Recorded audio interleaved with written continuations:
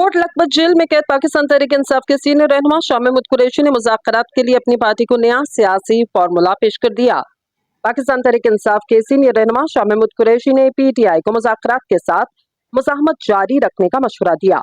Coat Lakhpat jail में सहाफियों से गैर रस्मी गुफ्तगू में शाह महमूद कुरैशी ने कहा कि मुज़ाकरात का हतमी फैसला बानी पीटीआई ही करेंगे और हम भी यही चाहते कि मुक़्तदर हलकों के साथ ही बातचीत हो।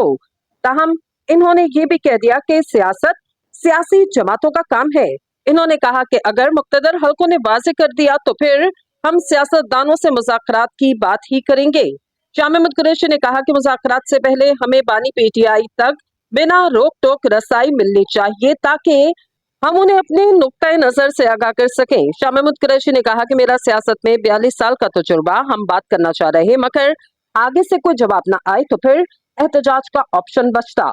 मुज़ाकरात की बात 2 साल जेल काटने के बाद की। शाह महमूद कुरैशी ने मजीद कहा कि जेल में मौजूद शख्स के पास महदूद इल्म होता, हमें इल्म ही नहीं कि ग्राउंड पर क्या हो रहा। बैरिस्टर गौहर और सलमान अकरम राजा को चाहिए कि हमसे आकर मुलाकात करें और जमीनी हकायक से आगाह करें।